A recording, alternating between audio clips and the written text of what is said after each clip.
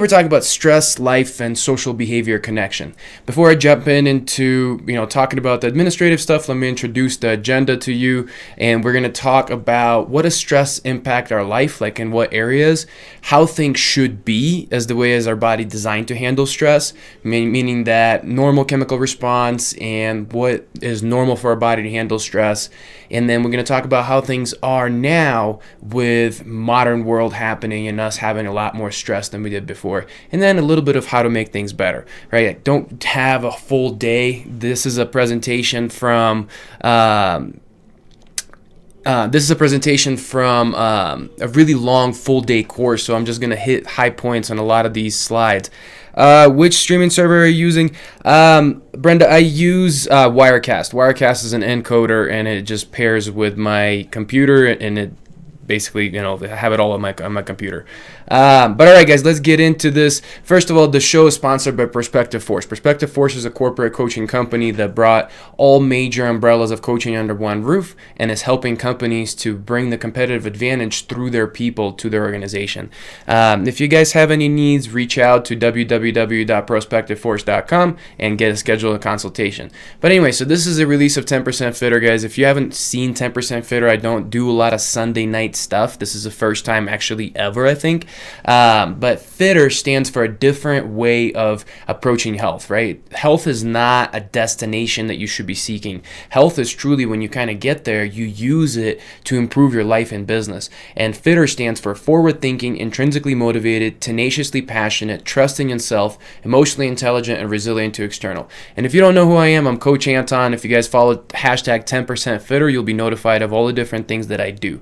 But all right, let's get into the presentation now and talk about what we have here. So first of all, right, is this presentation for you? Is this something that you should be watching, or is this something that's different? For somebody else, it's not your business, right? Stress, we all experience it. But really, I talk to people who are high achievers, right? And this is a kind of a tough word because a lot of high achievers don't think they're high achievers. So for that reason, guys, I want to make sure that you guys, if you don't think you're a high achiever, you need to look on the right side and see, are you an entrepreneur? Are you a salesperson? Do you have multiple incomes, commission employee, always on the go with too much on their plate, like a parent, high stress job, live in the US or really a Western culture, and a lot of responsibility on your shoulders? Guys, if you're one of these people, then guess what? You are a high achieving individual. So give yourself a thumbs up. You definitely are doing a lot more than most people around. But if you're presently experiencing life at a rate of several WTFs per hour, this definitely for you, the episode for you to tune into and watch. If you don't know what WTF is, email me, I'll let you know. I don't want to go over it on this presentation. But then let's talk about, where does stress connect, right? Because the thing is, I forget what book it is, I think it's called Influencer, and they talk about if you want to change somebody's mind, right, or influence their opinion, you first have to tell them why it's worth it for them, and then show them why they can do it and how they can do it, right? So this is why stress management is so important. This is what I want to let you know about, and in this in this episode of this course, I guess. But effects of excess cortisol to the body. Cortisol is a stress hormone. So for those of you that may not know, cortisol is that fight or flight response hormone that people like to talk about. And this is when it's elevated to a level that it's not supposed to be at. This is what you're going to see happen, right? So what you see there on the board, and I don't want to go over every single one of them, but think about things like arthritis.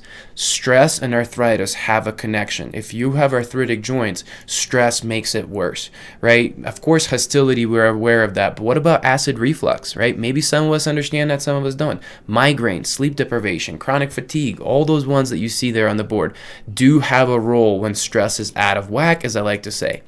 So where does it come from, right? Where does it all come from? Because I've coached a lot of clients in my years, and you guys, I've done over 5,000 consultations one-on-one when it comes down to health coaching. And I'm not saying I work with 5,000 people, I just did consultations with those people. And basically what I've learned is a lot of times you see people have symptoms of stress. They're struggling. I can tell they're struggling. But mentally, they're not really doing that bad. They feel like things are not really going crazy, or like, I'm retired, I shouldn't have a lot of stress. But when you look on the board, or when you look on the sign, you see origins of stress. You see all these different areas that stress can come from. So you have your physical, and that's going to be things like working out. Working out can be too much of a good thing, can be a bad thing. And that's an example of a lot of people getting stressed, but also from injuries and pain, right? Chronically having a back pain is going to make you stressed. So that's something that you need to consider when you're wondering if your body's overstressed or not. Then from there, you have your mental and emotional stresses, right? Our fear, our anxiety. Hey, Beer, what's going on? Good to see you. You have your environmental stresses, right? We don't think about how breathing the air, if you live in a city, that the air that you breathe is increasing stress on your body. And what if there is a bunch of little things that are happening at once? Guys, my book is going to be hopefully published by June, is what the publisher is telling me now, but it's called Death by 1,000 Paper Cuts. The reason I'm mentioning it right now is because that's the whole point, is we get it. Bunch of little stresses, but they're chronic, and that really creates a big issue for us in our life. So we have nutritional stressors, right? Eating a lot of added sugars, a lot of processed foods, things that don't belong in our body. That's going to add stress to your system. Your chemicals, right? Cleaners, cosmetic products for women if they're not natural, right? And physiological stressors, like if you're not sleeping enough or you've got gut issues. Nobody thinks that that's always a stress, but it is. If you have indigestion, heartburn, those kind of things, that is a stressor happening to your body, and it's also a symptom of something else probably going on. So from there, let's look at what is a stress response supposed to look like, right? So when you see this graph, you kind of see what we're designed to be. So cortisol follows a diurnal pattern, means that it starts high in the morning, and as the day progresses, gradually comes down to that minimal point at night. What that's supposed to do for us, right? We're a hunting and gathering society by nature. So before we were, sitting in front of computer screens like we are right now, we woke up in a cave, needed a lot of energy, so we need a lot of that fight or flight response to be up, right? So that's what you see there in the green zone. It's the highest point in the day. And then we went hunting our food, and we need to come down and kind of relax, and then do it all over the next day, recharge your batteries, and basically be able to execute that. Well, that's not what always happens. And if you can see there on the right as well, what else does stress do? It's not always a bad thing. When it's normal, like it is in that diagram, you're going to see that it protects our cells from damage. It helps to regulate our blood sugar, right? It helps to regulate our blood pressure. We kind of know that. It's anti-inflammatory, and it strengthens our heart. So all of those are positive things that come from that stress response hormone, but when it's out of whack, when it's too high or it's too low, it definitely becomes really bad. Congrats, you're truly a thought leader in that, Anton. It's not fair not to get the deserved attention, but you will, I'm positive. Oh, it's all good. I appreciate that. Thank you for the shout out. But anyway, so when stress is too high and too low, guys, that's when we start to have issues. And the reason that I take people through these long explanations, you don't get these 2, 10, 5-minute videos, because I need you to truly see the big picture. So those that are kind of following me for a while, and those that are watching these, this is what, episode 10 now, so it's been about 8.5 hours released of 25, of the 25 that are going to be released of the 10% Fitter method. And they're starting to see how these things connect. Clients that have worked with me obviously see how these things connect. And that's how it changes your life, because then you understand what you're fighting for. When I'm telling you to work on your stress and you only think it's impacting this much, it's not really worth it to do a lot of work for it. But when you start seeing the full picture of how much it impacts you and where, life can be improved when you do it, then it becomes much more worth it and you become much more motivated. So that's why, kudos to all of that watching and learning this stuff, because it's going to help you in the long run. So that's the normal response there. Then we kind of get screwed up, right? Life happens, and then we get two things happen, right? First, we get elevated cortisol. So your body's like trying to keep up, right? And it can't. And then we basically put a lion in front of your system at all times, right? In front of your face, there's a lion stands there, and that's how your body starts to feel. It's not able to come back down and recover like it's supposed to do at the end of the night, like we talked about in the previous slide. So now it stays chronically elevated. So now we have symptoms of hard time getting going in the morning, being a night owl, right? If you're having a hard time falling asleep, we talked about this just now. If that level is not coming down low enough, your brain is going toot, thinking about things. It's not time to sleep. It thinks it's 10 o'clock in the morning, not 10 o'clock at night. And it has everything to do with this cortisol level. The other thing you're going to see is sweats easily, right? Your body's going to be perspiring easily. I don't want to bore you with everything and every detail on the slide, but guys, if this is something you want to learn, obviously I can teach you one-on-one. Keep following my releases, keep following the show, and over time I'll cover it all, but otherwise this will be a 6-hour presentation. So then we stay elevated for a little while, and then we progress into crash, right? So you start to get fatigued and exhausted, then you actually crash out. So then your body can't produce that fight or flight response at all, and that's where people get Addison's disease, and that's where your body can't really make it, and you just chronically become low all the time. That's the best way I can just say is you're low.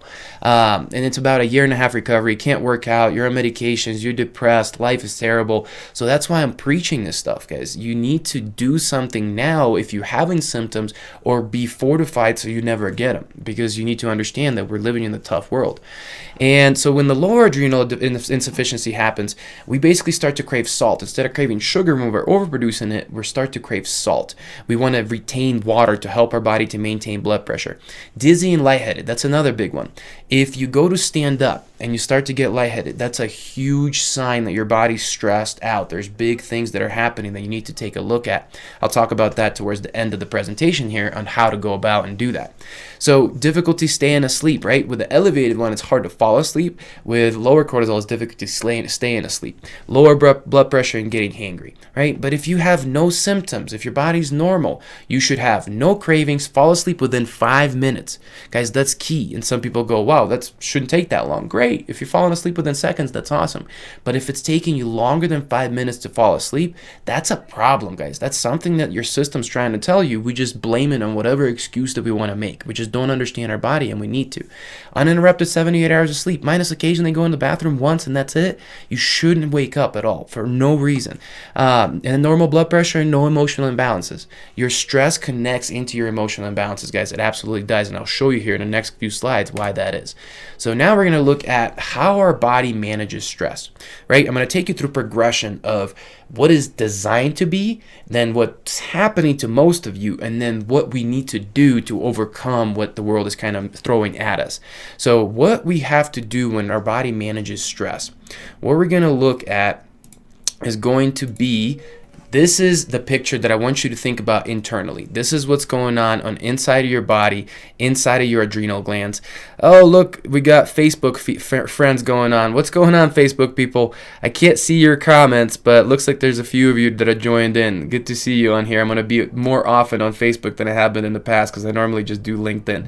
But anyway, let's keep going. So adrenal glands, look at this picture. That faucet that you see in the top right corner, my mirrored here, top right corner, that thing is your life. That's your stress coming in. All the different origins we just talked about, all those different things we just discussed, those are ways that your body brings stress into your system, right? Or the world brings stress into your system, I should say. So we have 3 main categories that you can summarize it under: mental, oxidative, and physical. So mental stress, chemical stress, and kind of physical stress. Those are the 3 main categories. From there, you have your adrenal glands. Adrenal glands is that little tough guy, right? Buff dude sitting there in the middle, because that he or she, I don't know if it's a guy or a girl, I guess I'm being a little sexist right now. No offense, ladies. It could have been a tough chick. I just put a strong person in, and that was the picture that popped up. So anyway, adrenal glands sit on top of your kidneys. They are like about walnut-sized glands that regulate cortisol, this master hormone that we're discussing. Right? And they're like the water, the bucket is basically simulates your capacity to handle stress. Everybody has a different capacity. We all can handle different amounts of stress. That's why some people make it to CEO and some people burn out, incorporate within the first level of management. A lot of that has to do with capacity for stress. So how big that bucket is one thing, but also how well the guy works to pump that water out is the other component. So those are really the 2 main things that your body needs to look at: how much of it is coming in, and how big is my bucket, and how much of it is coming out. I guess that's 3 main things. So that's what's happening. From there, we get modern world is tough on our mind, body, and spirit. We are faced, guys, an estimate scientists say is that we're faced with about 100 times more stress than even our grandparents had. That's a pretty big deal if you think about it, right? And you hear me talk about Earth Overshoot Day all the time, but I use Earth Overshoot Day as an understanding for what we do on a daily basis. The amount of resources that your system, your body, should be utilizing in a 24-hour period, many of you are hitting by 10 a.m. and noon, right? That's a problem because, not just because of, what you're doing or not doing, it's because the way our environment is, the amount of technology, electromagnetic energy, the amount of choices we make these days, and just the amount of stuff we do. That's very challenging in our body, right? So another thing that happens, guys, and this one is a little bit of a snapshot of a presentation I do on identity coaching, but this is where a lot of our stress comes in from. And these are 4 main categories from being in the wrong environment, right? You hear things like fitting a square peg in a round hole. That's a problem, right? It's not going to fit, but we keep trying, stressing ourselves out. So not having a defined why. Right? I don't want to talk a lot about this. I discussed this in journaling in previous workshop, but we need to have a life plan. We need to understand what we're all about, what we're doing this for, who we're doing it for, and what is our why. When we don't have that, we get off track. Other people put us into places we're not meant to be. So that's what life plans do for us. They create that North Star that guides us towards our destination. So it's very easy to say yes to the right things and easy to say no to the wrong things.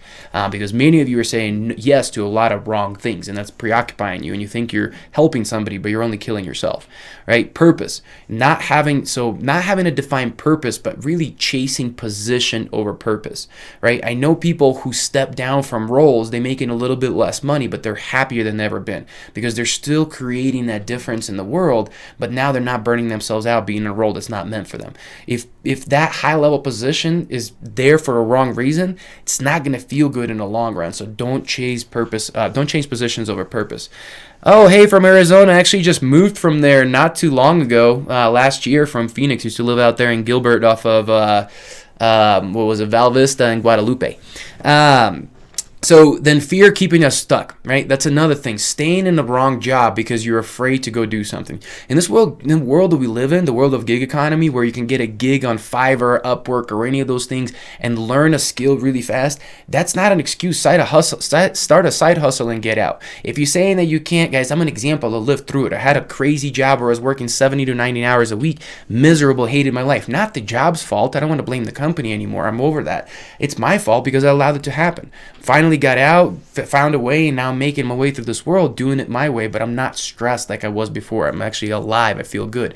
And lack of wiggle room in general and pace, right? We push too hard. We don't recover enough, and we burn our system out, and then it causes us problems, but it's not about how hard we go. It's about not having the wiggle room between how hard we go and how much we recover. If we're recovering as much as we're going, we're good. So they can go as hard as you want to, but if that wiggle room is not there, we're under recovering and going too hard, that's when problems happen. But that happens with finances, right? We can talk about where your income, no matter how big the income is, your living wage or living lifestyle keeps up with it the whole time. The gap never increases, the savings never increase. All that creates stress, but we don't think about it that way. So that's a little bit into lifestyle coaching stuff that I do, but not necessarily a big focus, but I need you to understand that that's that mental component of that stress coming into your life. You can't always control the amount of it, but you can reduce some of it by paying attention to these kind of things. From there, right, you can exercise, right? Exercising can help, but sometimes the reason I have it on here is exercising the wrong way actually hurts you, because a lot of times I see people trying to go for a run to clear their head. They're like, all right, I'm stressed out, so I'm gonna go running, and they're trying to put in some miles and stuff like that. And they may clear their head, but they're stressed out their system, right? We talked about where if there's your system doesn't have a difference between a lion in front of you and having too much sugar or your boss yelling at you. So a lion chasing you for a long time would be an equivalent of that, because your system doesn't know exercise or running away from a danger. So somebody that's running for 4 minutes or greater can cause themselves a problem and be overly stressed. So understand that exercise is not always just a solution for stress. It can be a bad thing, right? So then what happens when we don't do the right things, when we don't execute the proper way, and life gets to us? So remember, we had that powerful, kind of strong guy, right? I'll contrast these pictures. So look at this. Big adrenal glands, right? Big bucket. very little water coming in, and that big strong dude was able to pump it out. Now we've been hit with life and a bunch of crap happened, right? So that was going on, and now we're looking at our adrenal glands are exhausted. They're no longer that big, strong person. They're an old man with a cane, barely keeping up. That bucket has shrunk. The water's coming out faster, and the bucket is overflowing. That's life. That's what many of you are experiencing right now, because you're not adding in something else to support it. There's a new thing that comes in here, right? And there's something else. Running example of beer, absolutely, right? People think that they can just clear their head and de-stress, but they're stressing their body out. And I know a lot of people who are way too stressed out for exercise, period. They should be focusing on diet and maybe just a gentle walk versus trying to push their body. But they want to lose weight because stress has gotten them overweight, but now they're getting more overweight because they're not solving their stress problem, and they think that exercise is a solution. So look at this, right? You have this exhausted adrenal glands. The bucket is overflowing. We're experiencing symptoms because this is what the picture nowadays has to look like. And I'm going to show you and explain what that is, right? So you have on top of your adrenal glands themselves, you have support for them, right? You have a group of guys behind them, that adrenal gland, giving them support. What kind of support do we have? Supplements, right? Supplemental support. There is natural roots and extracts that are proven to help our body to function better.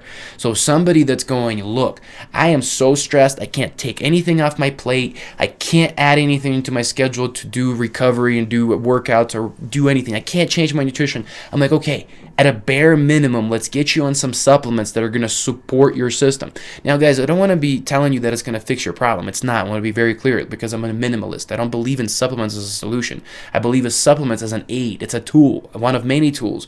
While we have a bigger plan to say, okay, in the meantime, you're going to slowly work on opening up your schedule to find 20 minutes for meditation, right? We will find 20 minutes as we work together, and as you work on this, however you want to go about it, but slowly and gradually. But in the meantime, there's no reason why you can't start feeling better, because what happens is you start taking these supplements, you start feeling a little bit better, and then it gets you motivated to do more, gets you motivated to reach for higher. And then the things where you said you didn't have time, the things you were giving that time for, which were often investment against your health, now you see in value to invest for your health. And it doesn't matter where you start as long as you start. So supplements is an example of that, right? And then intentional power-ups, that's another one that we can help. And you can see there, like, we got a big thick line coming off of there from the bucket, and it's got electricity, not just some dude pumping a little air pump, right? So what am I talking about there? But that's going to be things I'll cover here at the end of this presentation, but some things you can do to really expedite recovery from stress, right? It's something that's not necessarily done daily, it's done once a week or once a month,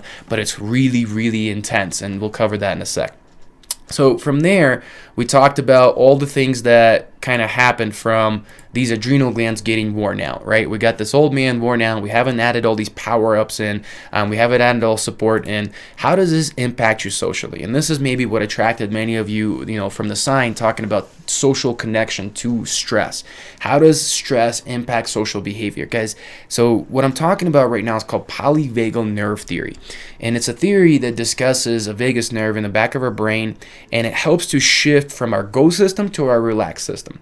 And stress has a lot to do with that, as you can see. So what you got there on the board is three stages within this system, right? That's kind of what you're seeing. So what's supposed to happen before you even look at the colors or any other writing? I want you to look at the black lines. What you see, small little waves, small spikes, small drops, small spikes, small drops, peaks and valleys. That's what's supposed to happen with stress. And guys, I cover a lot more stress stuff, I'll explain in other workshops. But what you need to understand, if stress is acute and then we recover, it's a good thing. Stress helps to increase performance, increase analytical power, increase our speed, power, strength, a bunch of different things. But then when it stays chronic, when you see the other black line, it's the little small spikes, small drops, you see that big rise, chronically elevated. That's when we start to get a problem, because we stay up, and then we start to get to a point where we actually come down, but it's a crash. It's not a come down to recover, it's come down to shut down. And that's where we get into these colors, right? So first, when you're just in a normal state. That's where the green is, right? So you can't really see behind me there, but you have joy. You're in the present moment. You're grounded. You're curious. You have openness, right? You have compassion. You're mindful. Like, think about the best points in your life when things were just great. Life felt awesome. And you may explain it for other reasons. And I'm going to explain everything through a chemical first, because before we're a thought, we're a chemical reaction. That's why stress management is such a big deal. So kudos to everybody that's watching. So anyway, that amazing feeling, that's when your body's able to recover from the stressors that are imposed on it by life, by your body, by system, by work, by whatever it may be. And what happens when we can't stay there very long, or we get a little bit into that higher stress environment, we get into the orange, pink, pink or red or fuchsia, I don't know what color that is. But that's where we go sympathetic, right? Our body goes into that go mode. It's that fight or flight. Now, this picture kind of depicts it as a bad thing, but it's not always a bad thing. Like I said, stress, short acute response is not a bad thing. But what it's meant to do is give us rage, anger, irritation, frustration, panic, fear, anxiety, worry, and concern. That's what we feel socially when we go into that fight or flight response. So think about it like in times in your day, especially if you work for in a corporate culture, right? You had a crazy day. Maybe you were in sales and it's closeout, guys. That's where I go to because I was in that environment for so long. And then you try to go and socialize. Maybe before those fight or flight feelings didn't make sense, but now you remember that moment and you go, panic, fear, anxiety, worry, concern, rage, anger, irritation, frustration. Yup, check all those. I do remember that. And then what did I do? Had alcohol to try to fix it all. Yeah, I don't really drink anymore. That was a terrible way to go about it, but that's what I did, and that's what many people do, right? So then you go to that orange. And the problem is when people stay there too long because you don't come back to recover, you don't understand what's happening, you don't pay attention to your body, most importantly. This thing, smarter than anything I can ever tell you. Your body's already told you everything I'm telling you right now 100 times over. You just don't listen. That's the problem. So hopefully now you guys are catching on, starting to listen. So then you get into that freeze mode, right? You stayed sympathetic so long, and instead of coming down to recover, you're crashed out and shut down on the other end. So now you're going to have feelings of helplessness, conservation of energy, depression, numbness, dissociation, shame, shutdown, hopelessness, preparation for death, trapped. How many people feel like that all the time? So many. And this is why mental health and health can't be a separate conversation, guys. I don't want to upset anybody, guys. I'm not diving into mental health right now, but trust me when I tell you, it is one of the things I work in. And I'm not talking about I'm working in as like I talk to you about your feelings. I understand the chemicals. I work with psychiatrists on this with kids because this stress application has so much to do with it. Mental health is highly misdiagnosed because people get to this point. They think they have depression. They think they have these issues. If you guys hear a baby scream, I'm sorry, downstairs, my little one, I think wife's putting him to bed or something. But what happens is, right, they get diagnosed with depression and all these major bipolar disorders, where in reality, they're in this freeze stage with their stress. I'm telling you, this polyvagal nerve theory has to do with a lot of things. And check it out, and you can learn how to do that. Because I've worked with people with mental health disorders, and without modifying their meds, we got their meds to work better. I work with people with mental health disorders, and we got them off meds because they weren't on mental health disorders. They were misdiagnosed, or it was happening due to triggers that we've removed and taught them to handle those triggers, guys. This is a big deal. But then look a little bit on the right hand side, right? So you guys can look through those symptoms, but that's how your body is impacted by it, right? So when you have green, you have increased digestion, you have intestinal motility, resistance to infection, increased immune response, and rest and recuperation. But then when you go up on this chart, all these things get a lot worse. You get decrease in fuel storage, and insulin activity, and digestion, and salivation, and all these bad things. And then decrease in heart rate, decrease in blood pressure, and temperature, muscle tone, facial expression, all that stuff. All of that is impacted by your stress. That's why you have to learn how to manage your stress, and it's not as easy as just going and meditating. That's one component. There's so many tools because there's so many different ways that our body can become stressed out. If you think you can solve physical stress through meditation, you can't. You can aid it, you can help the body to deal while it's going through it, but you won't solve it. You have to solve the root cause. So this is how it impacts our motivation, right? We talked about social behavior and what we do. So this is how stress is going to impact ultimately not just through our motivation, but through the chemicals that impact it, and that's neurotransmitters. So norepinephrine, dopamine, and serotonin, right? When we are in a good state with our stress, serotonin basically helps us to feel relaxation, pleasure, and learning memory, right? When we're not, we have feelings of insomnia, anxiety, and disability, right? Inability to learn and that kind of disability. This is why I talk about stress in business have so much application, and not enough the business people are grasping this. We need a lot more people to start using stress management, health coaches, people that are really understanding at a high level. I'm talking about like almost functional medicine experts and functional medicine experts, because this stuff is complex, but it plays out in social behavior ways that we can never do through practice, through mindset alone. So from there, norepinephrine, right? If things are good, you have certainty, determination, and recall memory. And if things are bad with it, then you have doubt, obsession, and dementia. Another thing is dopamine, right? That's your alertness. If it's good, things have clarity, motivation, and working memory. And if it's bad, then you have ambiguity, you're hyper and passive, right? So that's where like ADHD happens and all those things happen. We can help ADHD significantly by mitigating your stress and working on recovery. And then from there, real quick, guys, next piece to cover is going to be the way that stress and decisions happen. I talk about this all the time. You have two beings that live and sometimes coexist, and sometimes they fight against each other inside of you. And many people will say there is more. And guys, I believe in heart connection and gut connection, but I just explain this in two ways. You have your animal side, which is a caged animal. It's an animal that lives inside a cage. And you have a human side that lives kind of in your prefrontal cortex. It's your logic side. Your animal side is your emotions.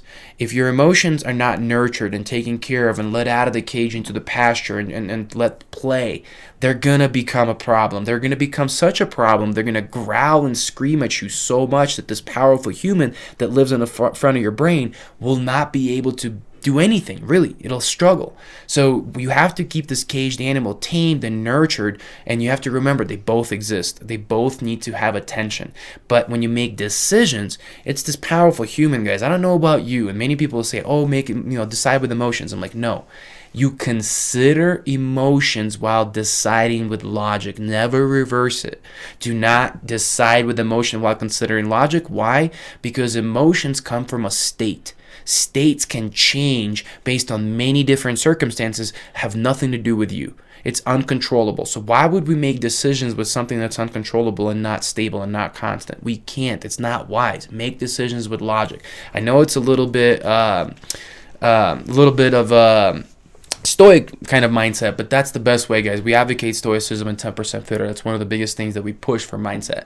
So understand, if your stress is really fired up, then this limbic system at the bottom, this caged animal, is acting up. It's living in fear, right? We talked about some of those things in a previous screen. That's what's happening. Your body's not in thrive mode. It's in survive mode. It's not sitting and going here, recover and relax. It's going, I got a lion in front of me. I got to get away. Or it's in that shutdown mode. And that's when people just can't be logical, right? Think about situations where you're trying to get through to a person and get them to understand what you're saying, and you can't. They're hysterical.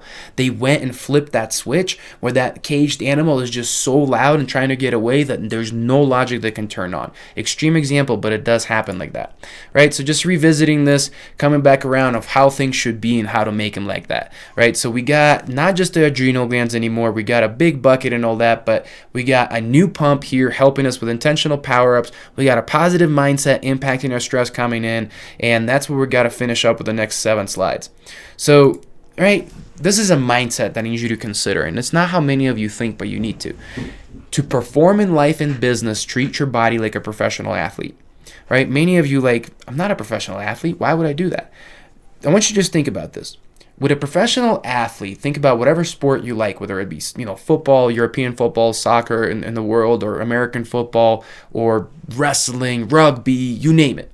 Would they basically not sleep before they had a big competition? Would they eat horrible food before they had to have a big competition? No, the answer is an obvious no. But for some reason, you think that doesn't apply to you, but it absolutely does. Why? Because we already talked about you're a high achieving individual, and we discussed this in the beginning of the workshop. You live in an environment now that equates what a professional athlete does to their body. You may not think about it, but when you start to consider all origins of stress we discussed, you start seeing, yeah, maybe it's not one massive thing happening in one area, but I do have all of these happening at once. So yeah, maybe physical activity and mental strain for a professional athlete are the two main ones. You got kids, you got job, you got nutrition, you got life stress, you got bills. I mean, the list goes on and on and on. And you need to understand that that's how you operate. And that's what your body goes under when it comes down to stress. So no such thing as we're training just under recovering. As long as your body's getting enough, you can push as hard as you need to. Lawyers, salespeople, right? You're my favorite people to work with. Why? Because you can't back off. You can't just say, you know what, I'm going to just quit doing this. No, the way your job is designed to be is designed to have a lot of stress. IT, similar kind of folks. Financial sector, similar kind of folks. You can't back off, but I'm telling you, there's things you can do that allows you to still thrive and not just survive while you're in that environment, because you need to recover better. Our schedules are like grueling sports performances, right? That's what our schedule does these days. When you look at some of our calendars, it's insane. And then you add our kids' calendars into it, and it's even worse, and our partners' calendars, and supporting all these different things and extracurricular activities. And for me, it's even school on top of all of it. Hard work of high stakes environment, right? I already mentioned the financial sectors, the lawyers, the IT people, the sales folks. It's a high stakes environment. You can't back off. You can't snooze, because if you snooze, you lose. And I'm not being facetious. That's reality. And then psychology of high performance in front of people, right? If you are presenting, if you're executing in front of people, whether you're in front of a jury, whether you're in front of sales team, whether you're in front of a sales prospect, B2B, whatever it may be, it doesn't matter. You need to understand there's a ton of pressure that comes from that. So you need to take a look at what you do and understand when you're in that moment, you're just like a professional athlete performing on the field, and you need to be doing the same thing prior to that as they would, because your body is getting bombarded that hard. All right, so first things first, that mindset component I was telling you guys, perception of stress is half the battle. We learned this in the military, guys, and this is like a course in itself that I teach, but in the military, we did everything at 100%. You didn't do anything below 100%. I don't care if you woke up in the morning, you got dressed. I don't care if it was cleaning. I don't care if it was walking to the chow hall, if it was training, if it was firing missiles, shooting, rounds down range. Combat didn't matter. It was always done at 100%. Guess what? We didn't burn out. Never burnt out. Now, in combat, yes, different story, because there was added stress and PTSD happens there, but you didn't really burn out prior to combat. Why? Because we got used to it. Our norm was there. So that recovery, that bounce back that happens, that people do all the time, they kind of go hard, and they bounce back and they recover too hard, that is a problem. Coast at 75%. That's the solution, guys. So perception of stress, right? Just how you look at it. You have those not stressed out people. You think they're not stressed out? No, they just interpret stress differently.